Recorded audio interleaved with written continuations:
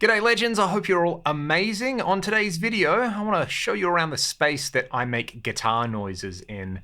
Some may say a studio tour is a better name for this, but it's not a commercial recording studio. It's a place that I make guitar noises and pull guitar faces for whether I'm making demos for my band Ragdoll or making content for YouTube. Before we get started, I want to say a massive thank you to the sponsor of today's video, Valencia Theatre Seating. We'll be hearing more about that in just a little bit, but for now, let's start like at the other end of the room. Some of the unglamorous stuff you may not see. I've got a big storage rack stuck in the corner here that you normally see the other side of. So I've got all my pedals, my pedal boards, and my amp heads stored in here. In the bottom right, you can see my grab and go rig. That's got my FM3 in there. And then I've got a bunch of amp heads on here. Then I've got a bunch of pedal boards that are basically ready to go. So these are kind of themed. There's a drive board, there's a mod board, there's a board with the micro synth, there's a board with kind of cool 80s style effects, Fender Tone Master Pro on there, and then everything else in the collection. So you can see the HX Stomp, the Poly pedals, a bunch of Boss stuff. Got a Quad Cortex and the Hot Tone Ampero over here. There's also the Soldano Astro. And this little bag is my new camera bag for traveling.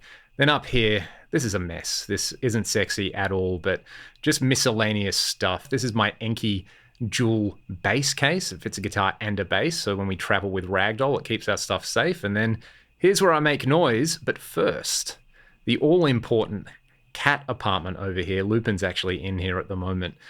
Let's see if we can wake him up.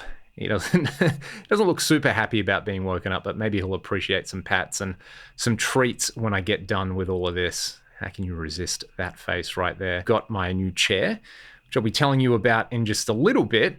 And all the stuff, I guess I should tell you about the hangers on the walls, because people ask about this all the time. So these are just off-the-shelf kind of guitar holders. They've been bolted to a piece of Australian hardwood in here. I think it's Jarrah, and then that has been bolted into the wall. Big thank you to my dad for doing all of that. You can also see an Ethernet cable running from my router over to the PS5 on the other side of the room.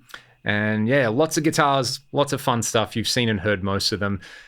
Soldano Hot Rod 50 Plus sitting in the corner on top of a Fender Deluxe Reverb, both amazing sounding amps. Each one has a particular sound that they do that just sounds great, much like this JTM 45 reissue here, which we heard on the channel recently. Then this is a Marshall 1960B cab.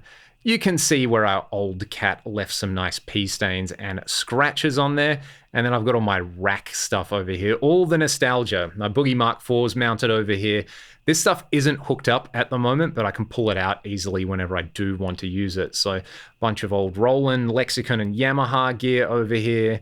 Some fun stuff from Kurzweil, Tech 21, and Korg. And then, yep, 3 ADA MP1s, 1 modded, 2 stock. There's an MP2 in there. I've got an ADA pitch track as well. The good old Rockman. This was sent to me by a viewer as a gift. And then Collector's Edition, Tears of the Kingdom. Great game. Then even more pedals up here. A curtain to keep excess light and heat out, especially during summer. Then I've got my desk with the kind of daily drivers on it and my rack next to it. You can see this one softbox light that I've got up here. All my Strat style guitars in this corner. And then this is a Niwa light. Fantastic, does a kind of color thing for sweet YouTuber colors. FM9 in the corner on a very cool stand made by my friends at the Home Musician. Mac Studio for recording everything over there. I've got a UA Apollo Twin that I'm actually going to sell. It was a very expensive monitor controller. My Atom A7X monitor's back there. This is really handy, this little click power supply, and then a Shure SM7B, which I'm talking into at the moment. You can see the rack over here in the corner. I've got a Fractal FC12 controlling my Axe effects, which is under my desk. And I'll move my chair out of the way. Apollo X8, Axe FX 3. I've got a 2290 and an H3500 in here. And the L Chorus all hooked up to the Sound Sculpture Switchblade. The H90's in there at the moment. And I've got this breakout box on here to connect any of the pedal boards. This is a board I've got on here at the moment with some fun stuff. Some Strymon and Neuneighbor pedals. We can flick all the rack units on and they light up and make pretty colors too. They make pretty sounds as well. Today's video is sponsored by Valencia Theatre Seating, a premium, first-rated luxury furniture retailer that specializes in premium Italian leather seating, just like this Tuscany Ultimate chair that they sent me.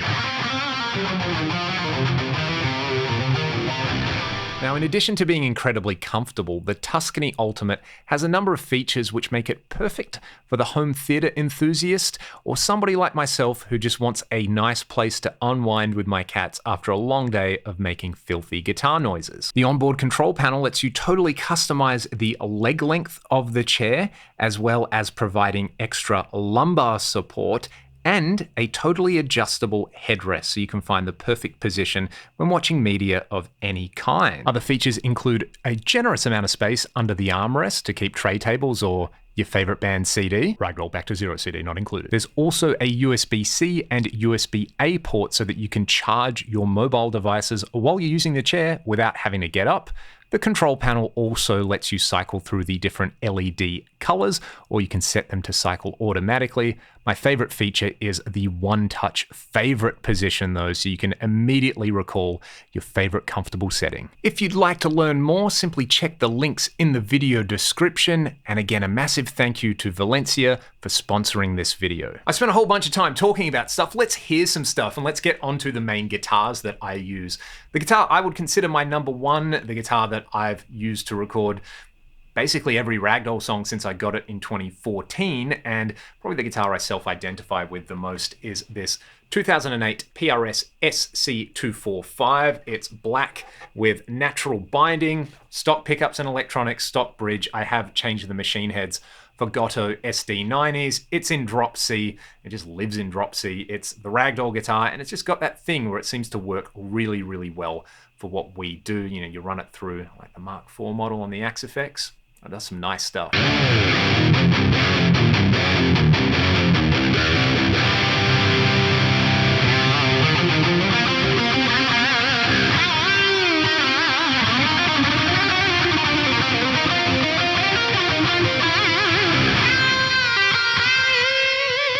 Hot on its heels though is this 2020 DGT that I picked up last year. I actually bought it from one of my students. Shout out to Roy.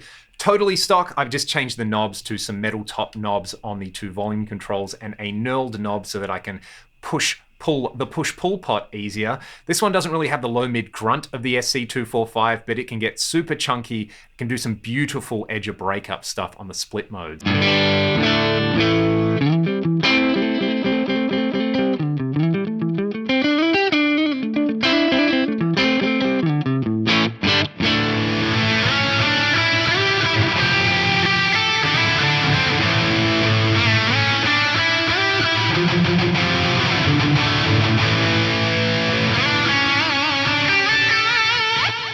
I recently picked up the SE DGT, the gold top version as well. I do have a comparison video coming between the two guitars, but I have to say for the money, it is amazing how close they got to the sound, feel, and overall vibe of the core model.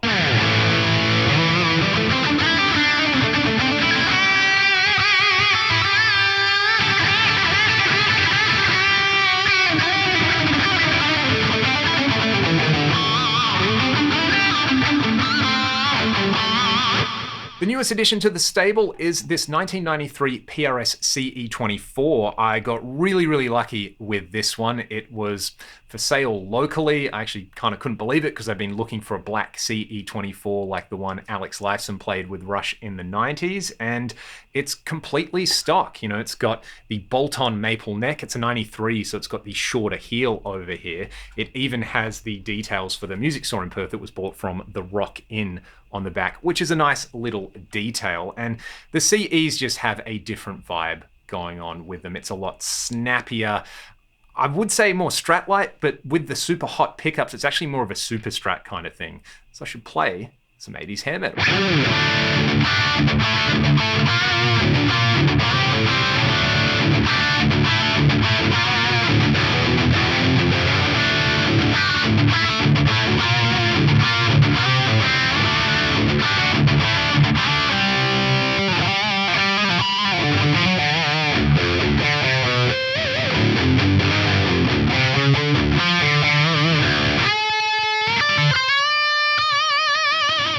Possibly the vibiest guitar that I own is this late 70s ES335. It's the model that has the coil split down here on the lower horn. It's got T-tops. The frets are virtually non-existent on this, but it has such a sweet sound. If you're going for a kind of BB King sweet clean thing on the neck pickup, it does that so well. Or you can actually run it with loads of filth and it holds up super well. It's got this kind of clarity and snap about it. This guitar layers so well in the studio. If you listen to basically all the ragdoll stuff, this guitar is probably in the mix somewhere on big riffs with a fuzz pedal.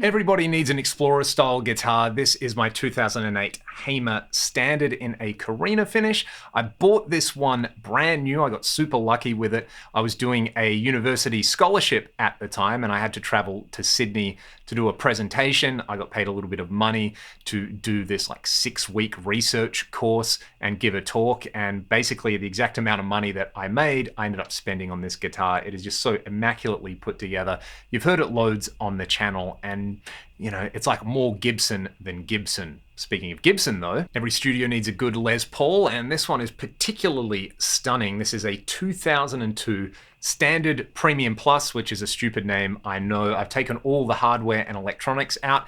These pickups are made by Martin A. Smith here in Perth, Western Australia. They're essentially PAF clones. I've got it hooked up with just a master volume and master tone. These are dummies on here.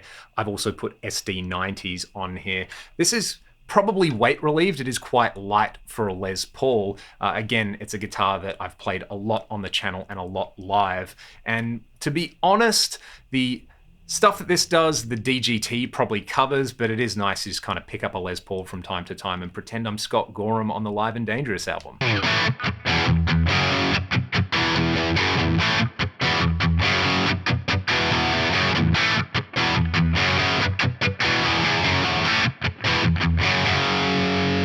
More interesting guitars that have been featured on the channel recently. This is an all carbon fiber guitar by Rubato Guitars out of South Africa. This is the main guitar I've been using for fly gigs. It is so thin and light and probably the most playable guitar that I own. This kind of feels like playing nothing at all. The fretwork is immaculate. The fretboard is precisely engineered. It is overall just kind of so slick, and if, you know, playing the DGT is like driving a Ferrari, this is like flying the space shuttle. This is a 1990 RG550 in desert yellow, the correct color for an RG550. This is a Duncan Custom. This is a Damasio liquefier in here. It's got the Ibanez trem, which, you know, I'm not that into. I'm not a massive Floyd person, but look at that, just the color is worth it alone. Although my favorite Super Strat, a 1990 Hamer Californian Elite, it's been refretted with stainless steel frets by Tim at Williams Guitars. It's got one of the new lock and roll nuts on it. I think I'm gonna get one of the Gotto 1996T trems to put on this. It isn't my favorite sounding guitar, but when I play it, it just makes me want to play like Chris Oliva, which is always a good thing.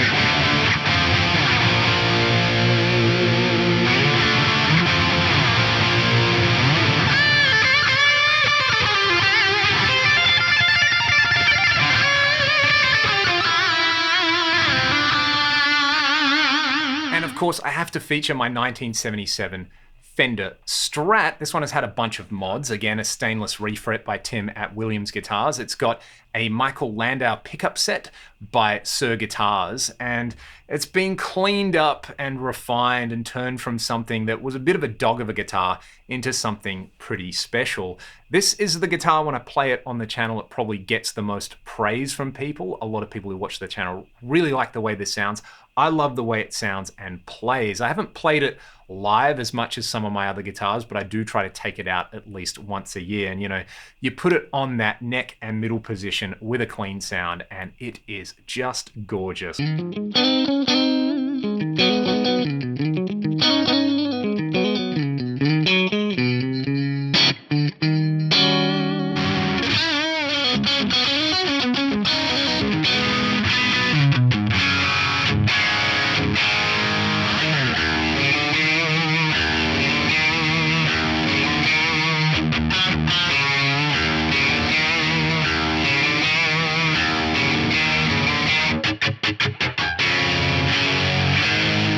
Out of all the Strat style things I have here, this one is definitely my favorite. Kind of similar to the other guitars that I mentioned here, like my SC245 or my DGT. I love the way it sounds, I love the way it plays, but most importantly, it's got character and it just immediately gives you a vibe. It makes me play differently, and I could probably say that about most of the guitars in here. There is so much common ground between so many of them, but ultimately, when I pick up a Strat, I'm like a different version of myself, which is why I consider guitars tools and why having a whole bunch of tools is really, really important. For now though, that's kind of the end of this mini tour. We saw some guitars and we saw where I kind of put all my stuff. I'd love to know what you're rocking in your setup at home. A massive thank you to Valencia for sponsoring the video again and for giving me a very, very comfortable place to sit and play these guitars. And if you want to support what I'm doing directly, my Patreon, the music that I make with my band Ragdoll, and my Discord server is linked in the video description. Till next time, take care of yourselves, be good to one another, and I'll see you all next time. Cheers.